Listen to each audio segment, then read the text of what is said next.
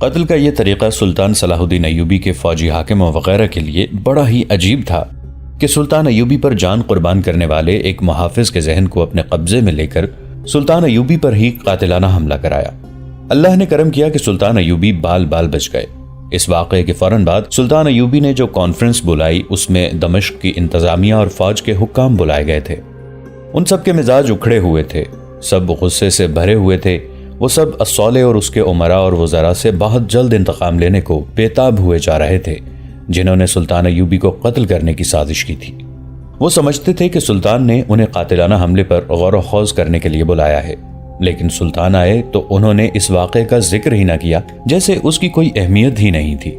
انہیں اس وقت تک جاسوسوں نے دشمن کی سرگرمیوں کی جو اطلاعات دی تھی وہ ان کے مطابق اپنے پلان کی تبدیلی کے متعلق سب کو آگاہ کر رہے تھے۔ ان کا رویہ اور انداز سرد سا تھا۔ جو ہی انہوں نے اپنا لیکچر ختم کیا سب بھڑک اٹھے۔ وہ انتقام کی باتیں کر رہے تھے۔ سلطان ایوبی نے بے نیازی سے مسکرا کر وہی بات کہی جو وہ پہلے بھی کئی بار کر چکے تھے۔ اشتعال، غصے اور جذباتیت سے بچو۔ دشمن آپ کو مشتعل کر کے ایسی کارروائی پر مجبور کرنا چاہتا ہے جس میں عقل کی بجائے جذبات اور غصہ ہو۔ میرا تمام تر منصوبہ ایک قسم کی انتقامی کارروائی ہے، لیکن انتقام اپنی ذات کا نہیں، اپنے مذہب کا۔ میری جان اور میری ذات اور تم میں سے ہر کسی کی جان اور ذات کی اس سے بڑھ کر کوئی اہمیت نہیں کہ تم اسلام اور سلطنت اسلامیہ کے پاسبان ہو۔ تم سب کو جانیں قربان کرنی ہے، خواہ میدان جنگ میں مارے جاؤ، خواہ دھوکے میں دشمن کے ہاتھوں قتل ہو جاؤ۔ حکمران اور مجاہد میں یہی فرق ہے۔ حکمران اپنی موت کی اور اپنی ذات کی حفاظت کرتا ہے، اور مجاہد اپنے ملک و ملت پر قربان ہوتا ہے۔ الصالح اور اس کے امیر وزیر اپنی بادشاہی کی حفاظت کر رہے ہیں۔ یہ احکام خداوندی کی خلاف ورزی ہے، اس لیے وہ ناکام ہوں گے۔ انہوں نے اپنی انٹیلیجنس کے نائب سربراہ حسن بن عبداللہ سے کہا کہ وہ ایسے تمام کھنڈروں اور پرانی عمارتوں کا جن کا کوئی مصرف نہیں مسمار کرا دے۔ انہوں نے یہ ہدایت بھی جاری کی کہ مسجدوں میں اس موضوع پر خطبے دیے جائیں کہ دونوں جہان کا حاکم خدا ہے اور غیب کا حال اس کے سوا کسی کو معلوم نہیں۔ خدا کا کوئی بندہ خدا اور بندوں کے درمیان رابطہ کے ذریعہ نہیں بن سکتا۔ خدا ہر کسی کی سنتا ہے اور کسی انسان کے آگے سجدہ ناجائز ہی نہیں، گناہ ہے۔ توہم پرستی سے لوگوں کو بچاؤ۔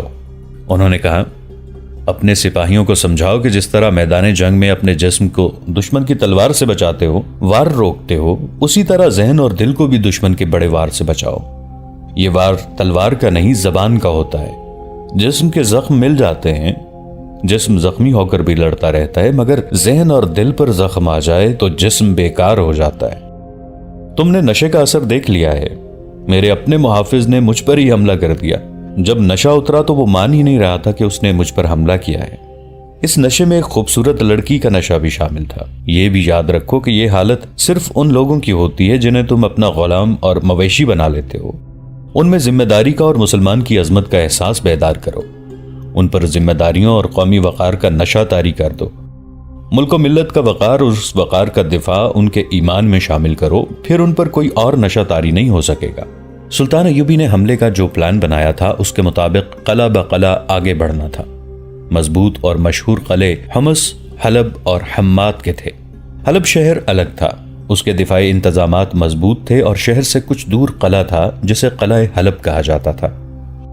ان کے علاوہ کئی اور قلعہ بندیاں تھیں جن میں زیادہ تر پہاڑی اور دشوار گزار علاقے میں تھیں۔ سب سے بڑی دشواری اس علاقے کی سردی تھی۔ پہاڑیوں پر برف باری بھی ہوتی تھی جو سردی میں اضافہ کر دیتی تھی۔ چونکہ وہاں سردیوں میں کبھی لڑائی نہیں ہوئی تھی، اس لیے مخالفین نے اپنی فوج جو مختلف امراء کے زیر کمان تھی قلعہ بند کر دی تھی۔ ان کے صلیبی مشیروں نے بھی انہیں یہی مشورہ دیا تھا۔ ادھر سلطان ایوبی نے سردیوں میں ہی لڑنے کا تہیہ کر لیا تھا۔ انہیں جاسوس مسلسل خبریں دے رہے تھے۔ ان خبروں میں ایک اطلاع یہ بھی تھی کہ حلب کی مسجدوں میں امام اور خطیب لوگوں کو اس موضوع پر واعظ اور خطبے دے رہے ہیں کہ صلاح الدین ایوبی وہ گنہگار انسان ہے جس نے بادشاہی کے لالچ اور نشے میں اور جنگی طاقت کے گھمنڈ میں خلیفہ کا نام خطبے سے نکال دیا ہے۔ سلطان ایوبی کو عیاش اور بدکار کہا جا رہا تھا، اور یہ بھی کہ خطبے میں خلیفہ کا نام نہ لیا جائے تو خطبہ مکمل نہیں ہوتا، اور نامکمل خطبہ گناہ ہے۔ سراؤں، مسافر خانوں اور بازاروں میں بھی یہی الفاظ سنے اور سنائے جا رہے تھے کہ صلاح الدین ایوبی عیاش ہے اور بدکار ہے اور نام کا مسلمان۔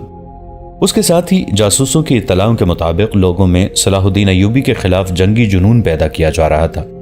صالح کی فوج توڑی تھی، آدھی فوج سپہ سالار توفیق جواد کے زیر کمان سلطان ایوبی کے ساتھ مل گئی تھی، لہٰذا صالح کے مفاد پرست مسلمان امراء اور حکمران شہریوں کو لڑنے کے لیے تیار کر رہے تھے۔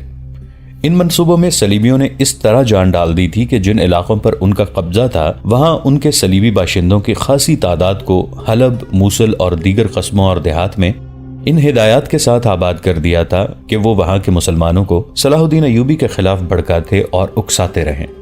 جاسوسوں نے بتایا تھا کہ حلب میں شہریوں نے جنگی تربیت کا انتظام کر لیا ہے، ہر کوئی ہتھیاروں کی زبان میں بات کر رہا تھا۔ جنگی جنون کے ساتھ لوگوں پر اضطراری اور ہیجانی کیفیت بھی طاری ہوئی جا رہی تھی۔ البتہ پرانی عمر کے مسلمان بہت ہی پریشان تھے اور کہتے تھے کہ یہ قیامت کی نشانی ہے کہ مسلمان سے ٹکرائے گا، مگر ان کی آواز صلاح الدین ایوبی کے خلاف نعروں اور بہتان تراشی کے شور و غوغا میں دبتی جا رہی تھی۔ یہ آواز صلیبیوں کے عزائم کے خلاف تھی، اس لیے انہوں نے اسے دبانے کا خاص اہتمام کیا تھا۔ یہ سارا منصوبہ دراصل تھا ہی صلیبیوں کا۔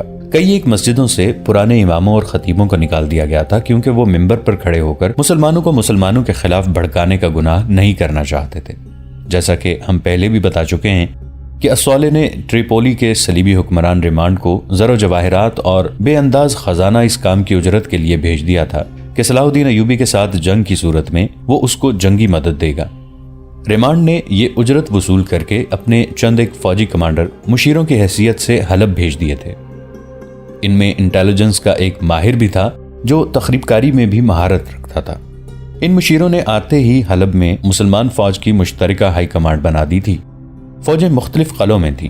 ان فوجوں کے کمانڈروں میں سیف الدین والی موصل، ایک قلعہ دار گمگشتگین جسے گورنر کا درجہ حاصل تھا، سلطان ملک صالح اور عز الدین قابل ذکر ہیں۔ ریمانڈ نے انہیں یقین دلایا تھا کہ جنگ کی صورت میں وہ مصر سے صلاح الدین ایوبی کی کمک اور رسد کو روکے رکھے گا اور وہ جہاں کہیں محاصرہ کرے گا صلیبی فوج باہر سے حملہ کر کے محاصرہ توڑ دے گی۔ دمشق میں سلطان ایوبی دوسرے تیسرے دن تمام کمانڈروں کی کانفرنس بلاتے تھے، فوجوں کی ٹریننگ خود بھی دیکھتے اور کمانڈروں سے رپورٹیں بھی لیتے تھے۔ راتوں کو کپڑوں کے بغیر ٹریننگ دے کر انہوں نے اپنی فوج کو سردیوں میں لڑنے کے لیے تیار کر لیا تھا۔ قریب چٹانیں تھیں، انہوں نے صحرا میں بھاگنے دوڑنے والے گھوڑوں کو چٹانوں پر چڑھنے اور اترنے کا عادی بنا دیا تھا۔ ادھر حلب میں بھی 2-3 کانفرنسیں ہو چکی تھیں۔ وہاں کے کمانڈروں کو یہ اطلاع مل چکی تھی کہ سلطان ایوبی کی فوج رات کو جنگی مشقیں کرتی ہے، لیکن انہوں نے اسے کوئی اہمیت نہیں دی تھی۔ وہ کہتے تھے کہ ایوبی کا دماغ خراب ہو گیا ہے، ہمارے سامنے آئے گا تو اس کے ہوش ٹکانے آ جائیں گے۔ ان کمانڈروں میں سے کوئی ایک بھی انٹیلیجنس کی سوجھ بوجھ نہیں رکھتا تھا۔ یہ اہتمام بھی صلیبیوں نے کیا تھا کہ دمشق میں جاسوس بھیجے تھے اور شیخ سنان نے فدائی قاتل اور تخریب کار بھیجے تھے، مگر ریمانڈ نے اپنا ایک ماہر بھیج دیا تو اس نے اس اطلاع پر توجہ دی کہ سلطان ایوبی راتوں کو کیوں جنگی مشقیں کرا رہا ہے۔ اس نے حلب کے کمانڈروں کی کانفرنس میں ابھی یہ مسئلہ پیش نہیں کیا تھا، وہ بھی اس کی وجہ معلوم نہیں کر سکا تھا۔ سلطان ایوبی نے تو حلب اور موصل وغیرہ میں جاسوسوں کا جال بچھا دیا تھا۔ ان کی زمین دوز مرکزی کمانڈ حلب میں تھی اور کمانڈر ایک عالم فاضل کے بہروپ میں تھا جو تمام جاسوسوں سے خبریں لیتا اور دمشق بھیجنے کا انتظام کرتا تھا۔ وہ اپنے جاسوس کی حفاظت کا اور انہیں خطرے کے وقت روپوش کرنے کا بندوبست بھی کرتا تھا۔ صلاح الدین ایوبی کو برا بھلا کہنے میں وہ پیش تھا۔ جہاں لوگ اس کا احترام کرتے تھے وہاں امیر، وزیر اور اونچی حیثیت کے شہری بھی اسے عزت کی نگاہ سے دیکھتے تھے۔ اس کے جاسوسوں کا گروہ ہر ضروری جگہ موجود تھا۔ الملک صالح کے محل کے باڈی گارڈز میں بھی جاسوس موجود تھے۔ 2 جاسوس خصوصی پہرہ داروں کی حیثیت سے خلیفہ کی مرکزی کمانڈ کی اس عمارت تک بھی پہنچ گئے تھے جہاں ان کی جنگی کانفرنسیں منعقد ہوتی تھیں۔ صلیبی جاسوسوں کے کمانڈر نے آتے ہی ایک تو اس پر توجہ دی کہ دمشق میں جاسوسی کے نظام کو مضبوط اور کارگر بنایا جائے اور حلب میں سلطان ایوبی کے جو جاسوس ہیں ان کا سراغ لگایا جائے۔ سلطان ایوبی کے ان 2 جاسوسوں میں جو حلب کی ہائی کمانڈ کے پہرہ داروں میں شامل ہو گئے تھے، ایک خلت نام کا جاسوس تھا۔ ایک عمارت کے کئی چھوٹے کمرے تھے اور اس میں ایک ہال تھا جو ضیافتوں، ناچ گانے اور دربار منعقد کرنے کے کام آتا تھا۔ خوب سجا ہوا تھا۔ جب سے حلب کے امیروں وزیروں نے صلیبیوں کے ساتھ دوستانہ گانٹھا تھا، اس ہال کو اور زیادہ سجایا گیا، ناچ گانے کا خصوصی اہتمام کیا گیا۔ नाचने वालियां जो रखी गई थीं वो चुनी हुई खूबसूरत, जवान और फन की माहिर थीं। इन रक्कासाओं में सलीबियों ने अपनी लड़कियों का इजाफा कर दिया था।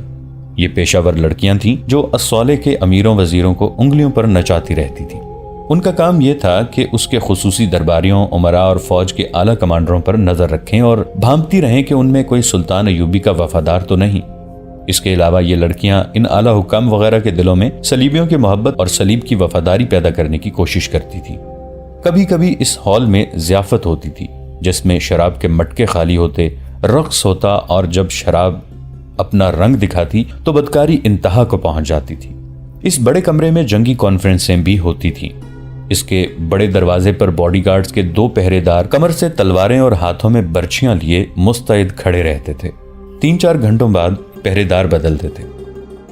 खिल्लत सुल्तान अय्यूबी का जासूस था, उसके साथ एक पहरेदार भी जासूस था। इन दोनों का पहरा इकट्ठा लगा करता था। उन्होंने यहां से बहुत सी मालूमात हासिल की और दमिश्क भेजी थी।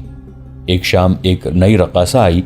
उस शाम हॉल में ज़ियाफत थी, मेहमान भी आ रहे थे, नाचने गाने वालियां और दूसरी लड़कियां भी आ रही थीं। खिल्लत और उसके साथी उन सबको जानते पहचानते थे। दूर दूर के कलादार भी आए हुए थे। मेहमानों में एक आदमी नया था।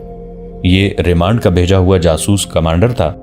खिल्लत ने मालूम कर लिया कि ये कौन है। उसे अब इसकी सरगर्मियां देखनी थी। इसके अलावा उसने एक और नया चेहरा देखा।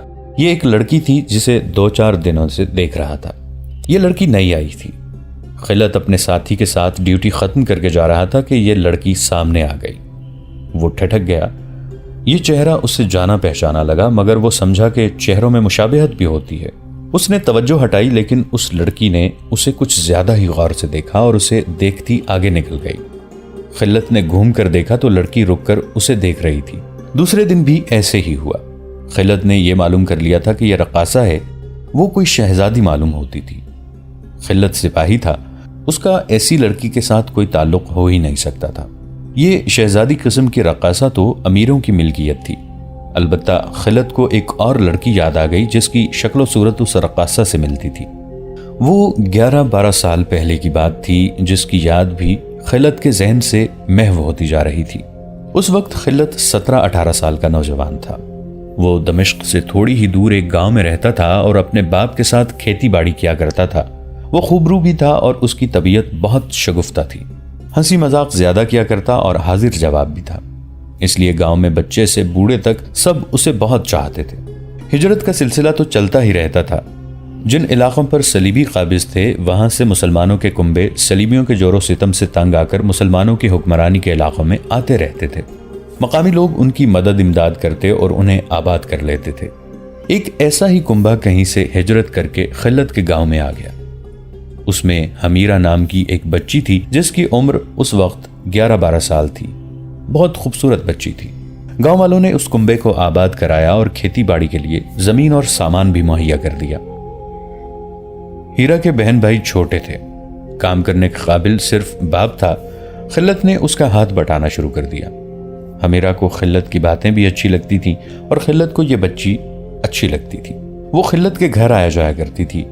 घर हो या खेत, हीरा उससे कहानियां जरूर सुनती थी। खिल्लत दिलचस्प किस्से गढ़ लिया करता था। 2-4 माह बाद हीरा के बाप ने खेती बाड़ी में दिलचस्पी लेनी छोड़ दी। दमिश्क करीब था, वो शहर में चला जाता और शाम को वापस आता था। 1 साल गुजरा तो उसने खेती बाड़ी खत्म कर दी। किसी को मालूम नहीं था कि उसने कौन सा जरिया मुआश अख्तियार कर लिया है। अलबत्ता उस कुंबे की हालत बेहतर होती जा रही थी। हीरा खिल्लत में घुल मिल गई थी। वो खेतों में काम करने जाता तो हीरा वहां चली जाती, घर में होता तो वहां आ जाती। अब वो 13 साल की हो गई थी और अच्छा बुरा समझने लगी थी। एक रोज खिल्लत ने उससे पूछा कि उसका बाप क्या काम करता है। हीरा ने उसे बताया कि ये तो उसे मालूम नहीं कि वो क्या करता है और पैसे कहां से लाता है। उसे सिर्फ ये बताया कि उसका बाप अच्छा आदमी नहीं, वो शहर से कोई नशा करके आता है। हुमैरा ने एक बात ये बताई। उसने कहा कि ये शख्स मेरा बाप नहीं है, मेरे माँ बाप मर गए हैं। मैं 5-6 साल की थी, उसने मुझे संभाल लिया और अपने घर ले आया। फिर मैं इसी को अपना बाप कहने लगी। मेरे साथ ये अपनी बेटियों जैसा सलूक करता है मगर अच्छा आदमी नहीं है। 1.5-2 साल गुजर गए। खिल्लत में हमीरा की बचपने की दिलचस्पी मोहब्बत में बदल गई।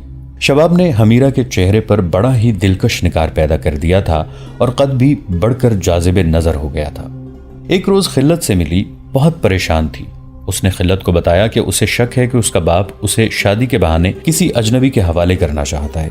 یہ شک اسے اس طرح ہوا تھا کہ اس کے باپ کے ساتھ ایک آدمی آیا تھا۔ باپ نے اس آدمی کی بہت تواضع کی تھی اور کچھ دیر بعد حمیرہ کو اپنے پاس بلایا تھا۔ اس اجنبی نے حمیرہ کو بڑی غور سے دیکھا تھا۔ حمیرہ نے باپ سے پوچھا کہ اس نے اسے کیوں بلایا ہے، تو باپ نے کوئی ایسا بہانہ پیش کر دیا جس نے حمیرہ کے دل میں شک پیدا کر دیا تھا۔ ہیرا نے خلت سے کہا کہ وہ اس کے سوا کسی اور کے پاس نہیں جانا چاہتی۔ خلت نے کہا کہ وہ اپنے ماں باپ کے ساتھ بات کر کے اس کے ساتھ شادی کی بات کرے گا۔ یہ تو الگ بات ہے کہ ہیرا جسے باپ کہتی تھی وہ اس کا باپ نہیں تھا، لہٰذا اس شخص کو ہیرا کے مستقبل کے متعلق کوئی فکر نہیں تھا۔ لیکن اس دور میں عورت کی کوئی حیثیت نہیں تھی۔ بہت سی رقم لے کر لڑکیوں کو کسی کے ساتھ بیاہ دینے کا رواج عام تھا۔ امیر کبیر لوگوں نے حرم بنا رکھے تھے جن کے لیے وہ نئی سے نئی لڑکیاں خریدتے رہتے تھے۔ اگر ہیرا کو اس کا باپ فروخت کر رہا تھا تو یہ کوئی جرم یا کوئی انوکھا واقعہ نہیں تھا۔ خلت امیر باپ کا بیٹا نہیں تھا۔ وہ یہی کر سکتا تھا کہ ہیرا کو بھگا لے جائے اور کہیں غائب ہو جائے۔ وہ سوچ میں پڑ گیا کہ کیا کرے۔ ہیرا کے ساتھ اسے محبت اتنی زیادہ تھی کہ وہ آسانی سے اس سے نظریں نہیں پھیر سکتا تھا۔ خیر، اس نے سوچنے میں کچھ زیادہ ہی وقت صرف کر دیا۔ تیسرے دن وہ کھیتوں میں تھا کہ ہیرا اسے پکارتی اور دوڑتی آ رہی تھی۔ اس نے دیکھا کہ 3 آدمی اس کے پیچھے دوڑے آ رہے تھے، جن میں سے ایک ہیرا کا باپ تھا۔ دوسرے دونوں کو وہ نہیں پہچانتا تھا۔ گاؤں کے بہت سے آدمی باہر آ گئے تھے، مگر وہ سب تماشائی تھے۔ وہ اس لیے ہیرا کی مدد کو نہیں آتے تھے کہ اس کے پیچھے بھاگنے والوں میں اس کا باپ بھی تھا۔ ہیرا خلت کے پیچھے ہو گئی۔ اس نے روتے ہوئے اسے بتایا کہ یہ 2 آدمی اسے اپنے ساتھ لے جانے آئے ہیں اور اس کے باپ نے ان کے ساتھ سودا کر لیا ہے۔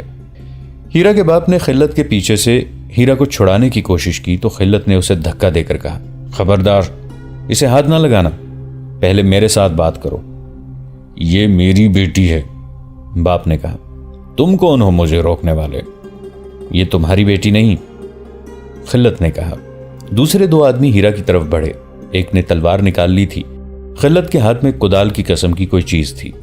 اس نے گھما کر ماری تو یہ ہتھیار تلوار والے کے سر پر پڑا۔ اس کی تلوار گر پڑی، پھر وہ خود بھی چکرا کر گرا۔ خلت نے تلوار اٹھا لی، دوسرے آدمی نے بھی تلوار نکال لی۔ خلت کو تیغزنی کی کوئی مشق نہیں تھی، پھر بھی اس نے وار روکے۔ دوسرا آدمی تیغزن معلوم ہوتا تھا۔ خلت کو لڑنے کا زیادہ موقع نہ ملا۔ اس کے سر پر کوئی وزنی چیز پڑی، اس کی آنکھوں کے سامنے اندھیرا آ گیا اور وہ گر پڑا۔ اس کے ہوش ٹھکانے آئے تو وہ اپنے گھر میں تھا۔ وہ جوش میں آ کر اٹھا، لیکن اس کے باپ اور 2-3 آدمیوں نے اسے جکڑ لیا۔ اسے بتایا گیا کہ وہ بہت دیر سے بے ہوش پڑا ہے اور ہیرا اس گاؤں سے رخصت ہو چکی ہے۔ خلت چلانے لگا کہ لڑکی کو فروخت کیا جا رہا ہے، مگر اسے بتایا گیا کہ اس کا نکاح پڑھا کر رخصت کر دیا گیا ہے۔ خلت کے سر کی حالت یہ تھی کہ وہ اٹھتا تھا تو اس کا سر چکرا جاتا تھا۔ اسے شدید چوٹ آئی تھی۔ بڑوں نے اسے نصیحت کی کہ ہیرا کے معاملے میں اس کا بولنا جائز نہیں، کیونکہ اگر بیچا بھی گیا ہے تو اس کا باقاعدہ نکاح کیا گیا ہے۔ بہرحال خلت کے لیے یہ حادثہ تھا۔ وہ جب ٹھیک ہو کر باہر نکلا تو ہیرا کا باپ اپنے سارے کنبے کے ساتھ گاؤں سے ہمیشہ کے لیے جا چکا تھا۔ خلت پر دیوانگی سی طاری ہو گئی۔ اسے ہیرا کی محبت اور انتقام کا جذبہ پریشان کیا رکھتا تھا۔ کام کاج سے اس کا دل اچاٹ ہو گیا تھا۔ وہ کبھی کبھی دمشق چلا جاتا اور ہیرا کے باپ کو ڈھونڈتا رہتا۔ ماں باپ نے اسے اچھی اچھی لڑکیاں دکھائیں، لیکن اس نے کسی کو بھی قبول نہ کیا۔ اس کے دل و دماغ پر ہیرا غالب رہی۔ 1.5 سال تک اس کی یہی حالت رہی۔ ایک روز دمشق میں گھومتے پھرتے اسے پتہ چلا کہ فوج کی بھرتی ہو رہی ہے۔ اس نے اس خیال سے کہ اس بہانے وہ گاؤں سے دور رہے گا، فوج میں بھرتی ہو جانا بہتر سمجھا اور بھرتی ہو گیا۔ اسے ٹریننگ دی گئی، گھڑ سواری سکھائی گئی، تیر اندازی اور مختلف ہتھیاروں کا استعمال سکھایا گیا۔ اس کے ذہن کو مصروفیت مل تو گئی، لیکن اس کے دل سے ہیرا کا دکھ کم ہونے لگا۔ اپنے جیسے ہزاروں سپاہیوں کے ساتھ رہتے، گپ شپ لگاتے، ہنستے کھیلتے اس کے دل کی زندگی اود کر آئی اور وہ ایک بار پھر شگفتہ مزاج جوان بن گیا۔ یہ ان دنوں کا ذکر ہے جب صلاح الدین ایوبی کا نام ابھی مشہور نہیں ہوا تھا۔ لوگ ابھی نور الدین زنگی کو جانتے تھے۔ اسے ایک بار جنگ میں جانے کا موقع ملا۔ یہ ایک خون ریز لڑائی تھی۔